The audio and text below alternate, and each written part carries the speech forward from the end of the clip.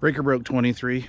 In this video, I'm going to show you 5 things I dislike about my 2018 Honda CRV.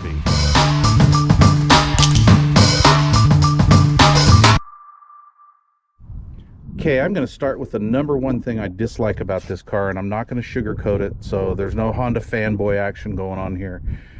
This 1.5 liter turbo Earth Dreams motor. I believe this is made in China, and what I like about it is I like the performance. It's a peppy motor. I get great gas mileage with it, even fully loaded with 4 to 5 people in the car. The problem I'm having is, with like everybody else out there with these 1.5 liter turbos, is oil dilution. What happens is, I mean, this is just kind of quick story. What happens is, when these motors are cold, the computer senses that, tries to heat up the motor by slamming more fuel into the engine. Problem is, the fuel is washing down into the cylinders through or past the piston rings through the cylinders and going down into the oil pan.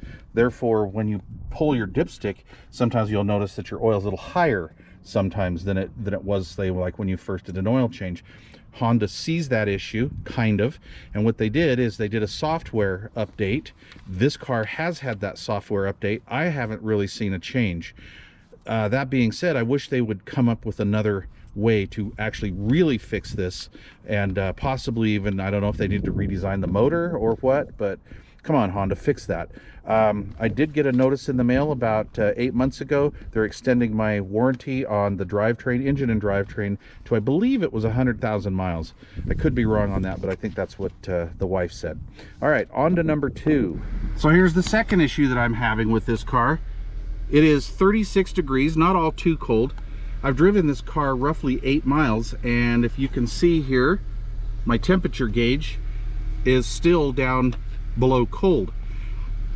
I drive this car anywhere from 6 to 8 miles before this temperature comes back up. I believe that's also part of the oil dilution issue that we're having with these CRVs. That's number 2. Let's go to number 3. Okay, the next thing is the cheap Honda window tracks here. So what happens is, when you have these partially put down, they move around. Now this actually varies in temperature too, because in the summertime on a 80, 90 to 100 degree day, when I roll the windows up and down, they actually squeak. I told the Honda dealer several times about this, and he says just spray some silicone in the door tracks. Well, I don't want to, in the window tracks, I really don't want to do that. Another thing here is, when you shut the door, they're very cheap. Come on, Honda, get a clue. All right, on to the next thing. Okay, next thing with the car is that it has just god-awful interior noise. I understand if I wanted a quiet car that didn't have rattling doors and all that, or windows and all that stuff, I would have bought an Acura, but I didn't buy an Acura. The CRV is a great value if you can, you know, put up with a few little things. So the carpet in here is dirty, obviously. I love the floor mats that come with these, by the way, but the carpet in here is like trunk liner that we used to use in the stereo business to cover speaker boxes with. It's a really crappy, cheap carpet. This car has a lot of interior noise. It had a lot of interior noise with the OEM tires on it. We have since upgraded to some better tires, and in this case, a more aggressive snow tire, and it is quieter inside. Here's part of the problem with the interior noise. These cheap tinny door panels. There's no dampening in these doors at all, or on the floor, other than the carpet padding and the carpet itself. I mean, Honda, put in a 1 square foot piece of Dynamat. All these problems are gone. Come on, you guys, look at this. Look at the metal flexing. You see that? All right, on to the next thing. Okay, last but not least, these seats are fairly comfortable. The passenger seat's comfortable. The rear seats are awesome.